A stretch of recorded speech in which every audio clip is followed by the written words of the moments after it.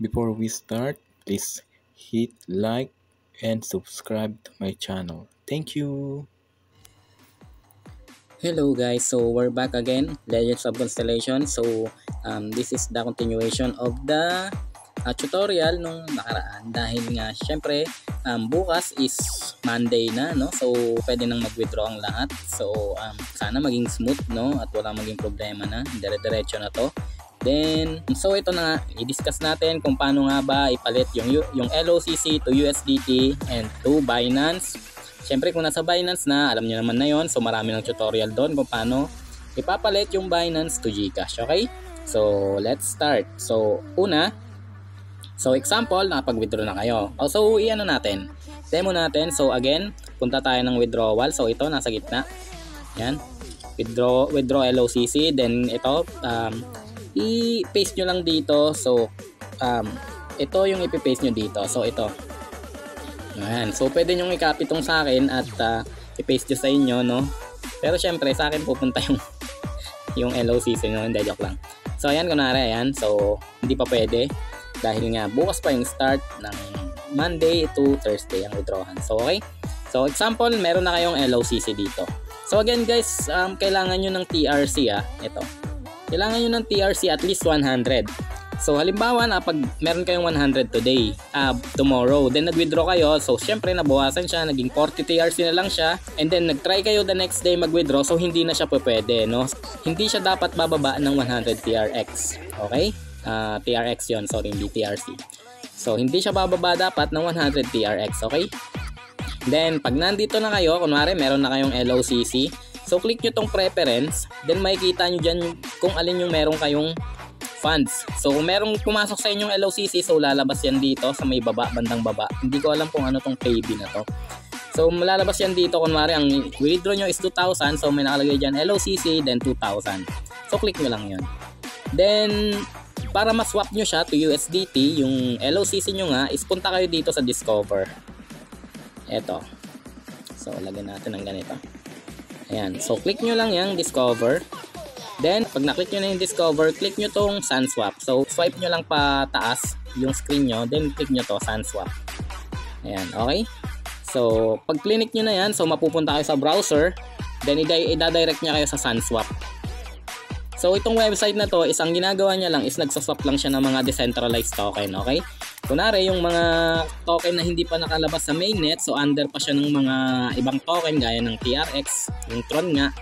So, para natin siya may swap yung LOCC to USDT, so kailangan natin pumunta sa isang website na ito, which is itong SunSwap, no? So, ayan guys, okay, nandito na tayo sa SunSwap. So, makikita nyo naman, ito yung website niya. Ayan, SunSwap. Okay? So, then pag nandito na kayo sa SunSwap, punta kayo dito. Again guys, para ma-swap nyo yung LOCC nyo, halimbawa meron na kayong LOCC sa Tron link nyo, is i-click nyo to. Itong B, di ba naka B1 yan? So nakikita nyo naka B1 yan. So i-click nyo yan, then dito tayo sa B2. Okay? So click nyo lang tong B2. Ayan, B2.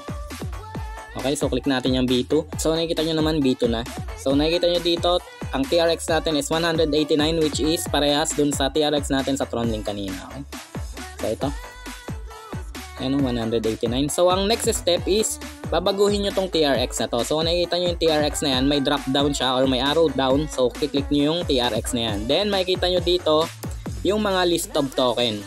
So yung ano natin dyan is yung makita natin si LOC. So walang LOC dyan. So ito, merong kung titingnan nyo dun sa PDF na inano ni LOC sa may update niya nung nakaraan. So nakalagay dun yung address ng token. So ito yon. So copy nyo lang yon, nandun yung sa PDF or nandun sa announcement. So copy nyo lang yon. So pero ito yon. So kung ano, screenshot nyo na lang.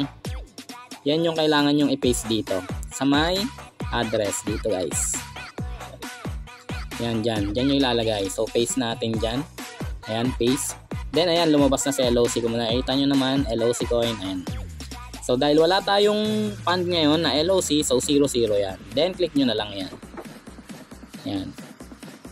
So ayan. Then meron na dapat kayong balance dito kung nakapag-withdraw na kayo, no? Pero as of now wala pa kasi hindi pa tayo nakapag-withdraw.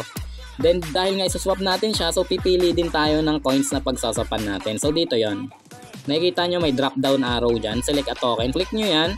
Then, piliin nyo lang yung USDT. So, alam nyo naman yung itsura ng USDT, yung kulay green na may parang letter T. Ayan, so nakikita nyo naman yung letter T na kulay green, no? So, ayan. Dahil wala pa nga tayong LOCC, so wala tayong may papalit. Then, dito nyo ilalagay yung amount. Okay, so dito. Ayan. So, kapag pwede nyo i-click tong max, ito. So, pwede din kayong mag-input manually. Then, pag meron na yan, so magkakaroon to. Ayan. So swap yata ang nakalagay dito or convert. So hindi lang natin makikita dahil wala tayong funds. So after nan at na-click nyo na yung convert dito or swap or ano man yung lalabas dito sa part na to, ito dito. Mag-a-appear na yung USDT nyo dito sa TronLink. So balik tayo sa TronLink. Ayan, so nandito na tayo sa TronLink. So makikita nyo na dito yan USDT. Dito. So magkakaroon na yan ng laman. Okay? So after dyan, pagka meron na kayong USDT, gusto nyo i-transfer na sa Binance. So syempre, open nyo yung Binance nyo. Kakopy nyo yung address doon, then send. Ito. So basic na yan, no? So ayun, para makita na lang din ng lahat. Example, kung nari lalagay na natin dito yung USDT natin from TronLink. So punta kayo sa wallet, then spot, then deposit. Then click nyo lang USDT. So syempre, TRC20. Then copy nyo to. Ayan, so basic naman na yan. Copy nyo yan, then punta kayo sa TronLink, paste nyo yan dyan, syempre. Ayan, then yan so yan, so enter amount, then etc. So yun guys, so review nyo lang to, ulit-ulitin nyo lang, madali lang guys kung makukuha nyo na, ulit-ulitin nyo lang tong game. So mas maganda sana kung meron tayong funds, pero dahil nga nung pecha pa lang ngayon, yun muna for today, and good luck sa ating lahat, and God bless. Sana magdire-diretso yung paldo natin sa LOC, okay? So keep safe everyone, bye.